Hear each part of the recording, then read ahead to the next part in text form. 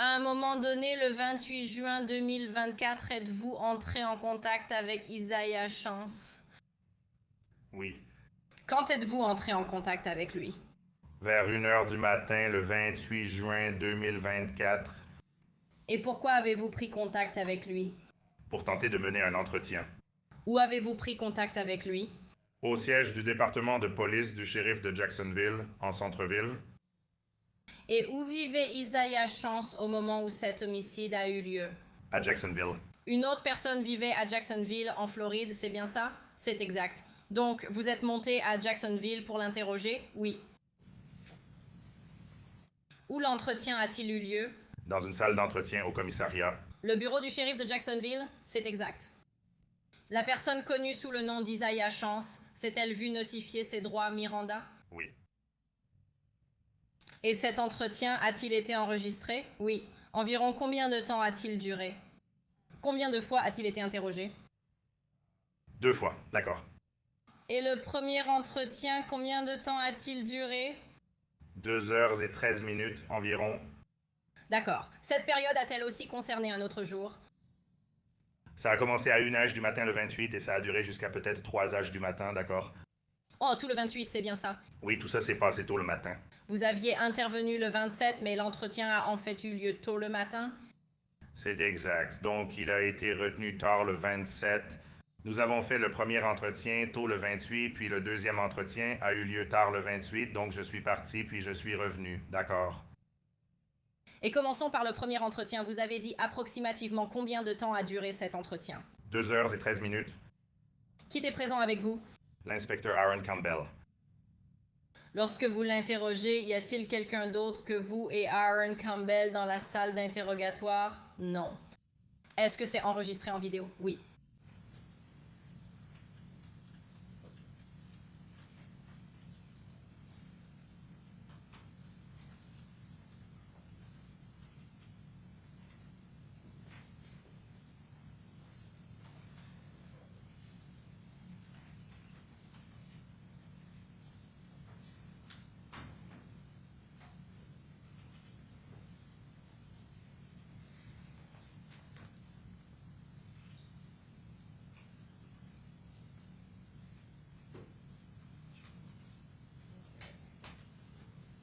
Nous présenterons alors comme pièces à conviction de l'accusation les pièces 120A à 120E. Monsieur Petratus, puis-je vous montrer ceci? Vous l'avez déjà vu, mais je veux m'en assurer.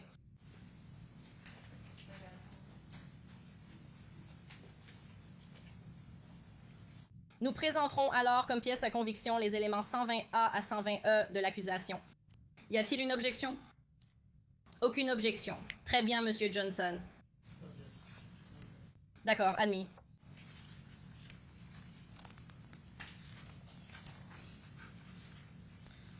Détective, je vais vous montrer la pièce à conviction 128.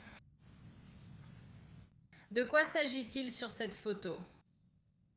Ceci est une photo de l'accusé Isaiah Chance lorsqu'ils l'ont amené pour la première fois dans la salle d'interrogatoire.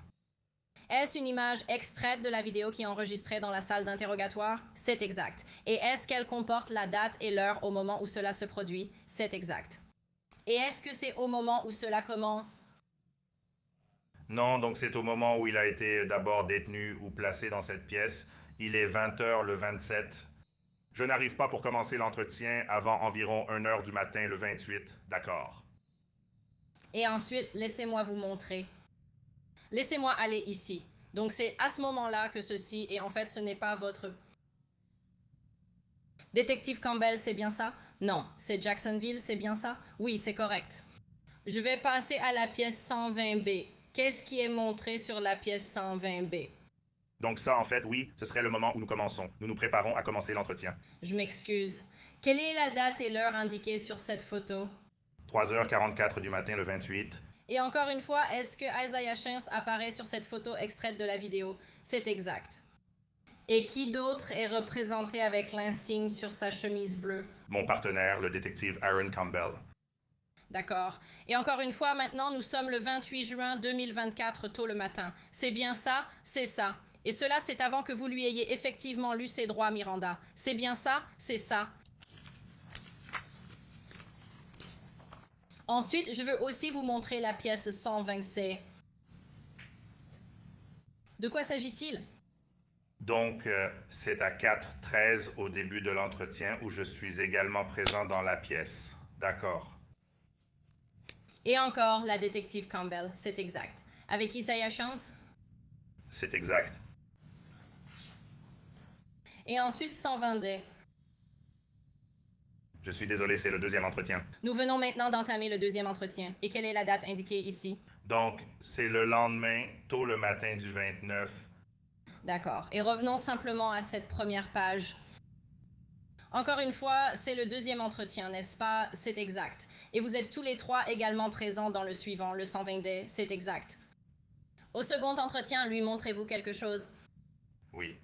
D'accord, je vais vous poser des questions à ce sujet dans un instant, bien sûr.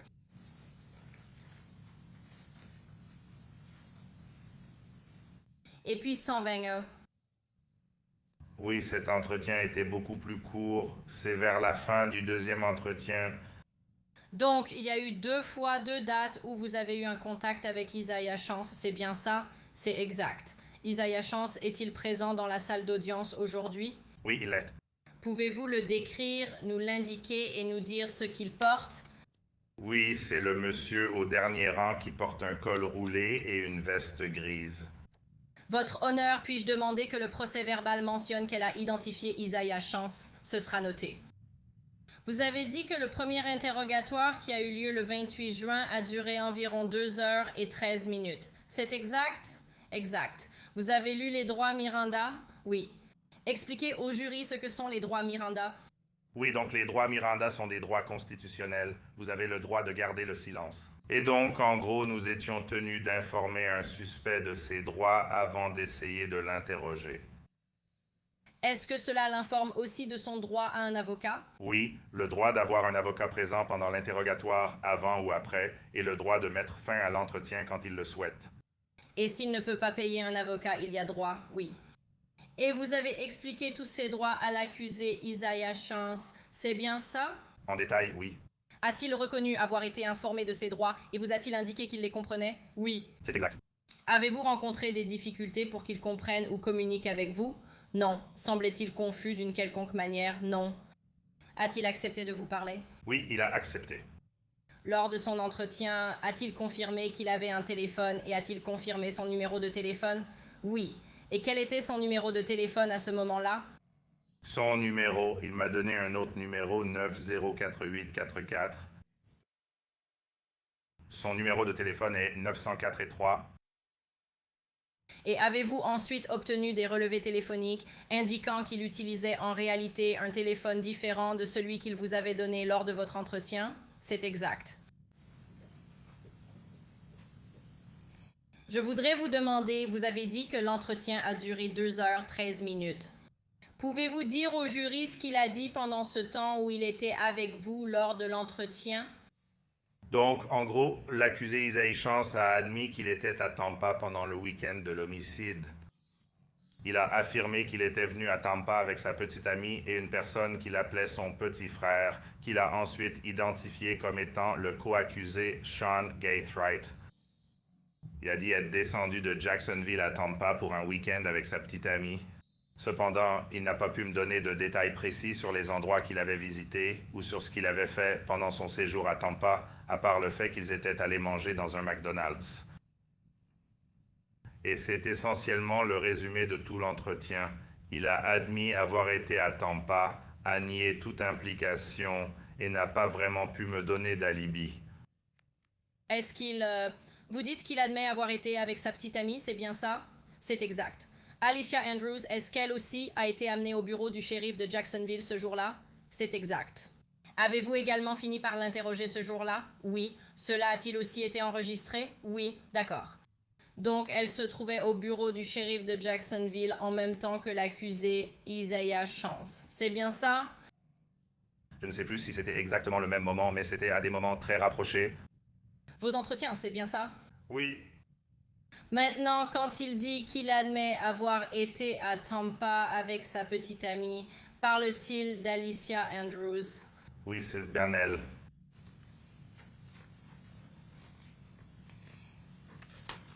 Vous avez dit qu'il vous a donné un endroit précis où il a mangé, c'est bien ça? Oui. A-t-il dit qu'il était à Tampa avec quelqu'un d'autre qu'Alicia Andrews? Oui. Avec Sean Gatewright? Sean Gatewright, est-ce le nom qu'il vous donne au début de l'entretien? Non. Qui décrit-il? Comment décrit-il l'autre personne qui est avec lui? Il le désigne comme son petit frère. Et plus précisément, quand il parle de son petit frère, est-ce la personne qu'il vous donne comme propriétaire de la voiture avec laquelle il vient de Jacksonville à Tampa? Je lui ai demandé comment il était arrivé à Jacksonville. Il a répondu qu'il était venu dans la voiture de son petit frère. Je lui ai ensuite demandé de décrire cette voiture, mais il ne se rappelait apparemment aucun détail à son sujet.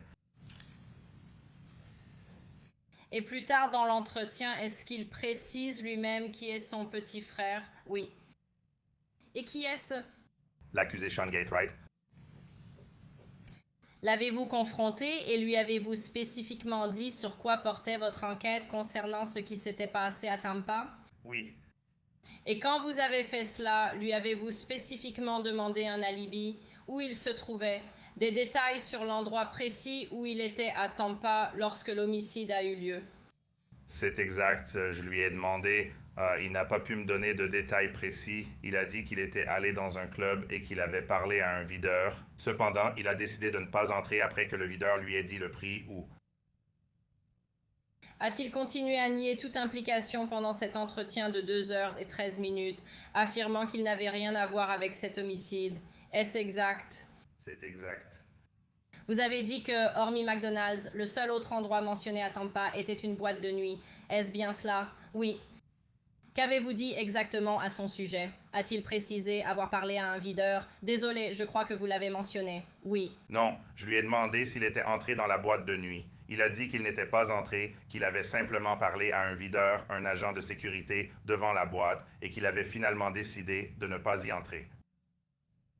À un moment donné, avez-vous continué à insister pour qu'il vous donne des informations sur l'endroit où il se trouvait à Tampa?